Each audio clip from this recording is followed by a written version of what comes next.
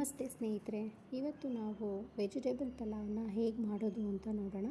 ತುಂಬ ಟೇಸ್ಟಿಯಾಗಿ ಸಿಂಪಲ್ಲಾಗಿ ಪ್ರೆಷರ್ ಕುಕ್ಕರಲ್ಲಿ ಹೇಗೆ ಮಾಡ್ಬೋದು ಅಂತ ನೋಡೋಣ.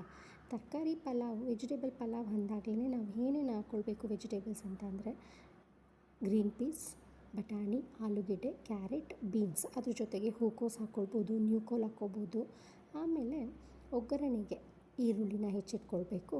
ಆನಂತರ ಪ್ರೆಷರ್ ಕುಕ್ಕರ್ನ ಇಟ್ಟು ಸ್ವಲ್ಪ ಎಣ್ಣೆ ಹಾಕಿ ಸ್ಪೈಸಸ್ ಏನೇನು ಬೇಕು ಅಂದರೆ ಚಕ್ಕೆ, ಲವಂಗ, ಏಲಕ್ಕಿ, ಸ್ವಲ್ಪ ಜಾಯಿಕಾಯಿ, ಅನಾನಸ್ ಹೂವು, ಮರಾಠಿ ಮೊಗ್ಗು ಎಲ್ಲ ಹಾಕಿ ಒಗ್ಗರಣೆ ಕೊಡಬೇಕು.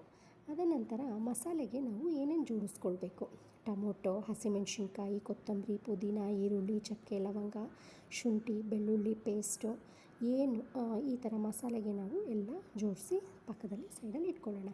ಆಮೇಲೆ ಅದೇ ಕುಕ್ಕರ್ಗೆ ಈರುಳ್ಳಿ ಜೊತೆ ಏನು ಹಚ್ಚಿಟ್ಟಿರ್ತೀವೋ ವೆಜಿಟೇಬಲ್ಸ್ನ ಅದೆಲ್ಲ ಹಾಕಿ ಚೆನ್ನಾಗಿ ಫ್ರೈ ಮಾಡಬೇಕು.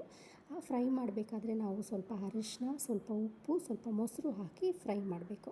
ಒಂದು 5 ಮಿನಿಟ್ಸ್ ಹಂಗೆ ಕ್ಲೋಸ್ ಮಾಡಿಟ್ಟಾದಮೇಲೆ ಅದೇ ಕುಕ್ಕರ್ಗೆ ನಾವು ಏನು ಹಾಕಬೇಕು ಅಂತ ಅಂದರೆ ಪುಡಿಗಳು, ಪೌಡರ್. ಏನೇನು ಪೌಡರ್ ಅಂತ ಅಂದರೆ ಗರಂ ಮಸಾಲ ಪೌಡರ್, ಬ್ಯಾಡಗಿ ಮೆಣಸಿನ್ಕಾಯಿ ಪೌಡರ್, ಮತ್ತು ಚಿಲ್ಲಿ ಪೌಡರ್, ಮತ್ತು ಸ್ವಲ್ಪ ಕೊತ್ತಂಬರಿ ಬೀಜ ಪೌಡರ್ನ ಹಾಕಿ ಚೆನ್ನಾಗಿ ಕಲಿಸ್ಕೊಡ್ಬೇಕು. ಇದೆಲ್ಲ ಕಲಿಸ್ಕೊಟ್ಟಾದ್ಮೇಲೆ ಮಸಾಲೆಗೆ ಏನೇನು ರೆಡಿ ಮಾಡಿ ಇಟ್ಕೊಟ್ಟಿರ್ತೀವಲ್ಲ ಆ ಮಸಾಲೆ ಪೇಸ್ಟನ್ನು ನಾವು ಈ ಕುಕ್ಕರ್ಗೆ ಹಾಕಿ ಚೆನ್ನಾಗಿ ಕಲಿಸ್ಬೇಕು.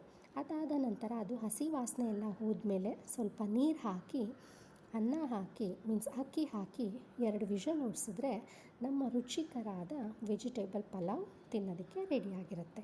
ನೋಡಿ ಫೈನಲಿ ಯಾವ ಥರ ಬರುತ್ತೆ ನಮ್ಮ ಪಲಾವ್ ವಿತ್ ಮೊಸರು ಬಜ್ಜಿ ಜೊತೆ ತಿಂದರೆ ಸೂಪರಾಗಿರುತ್ತೆ. ಸೊ ಈ ಟೇಸ್ಟ್ ನಿಮಗೆ ಇಷ್ಟ ಆದರೆ ಪ್ಲೀಸ್ ನಮ್ಮ ಚಾನಲ್ನನ್ನು ಸಬ್ಸ್ಕ್ರೈಬ್ ಮಾಡಿ, ಶೇರ್ ಮಾಡಿ, ಲೈಕ್ ಮಾಡಿ. Thank you.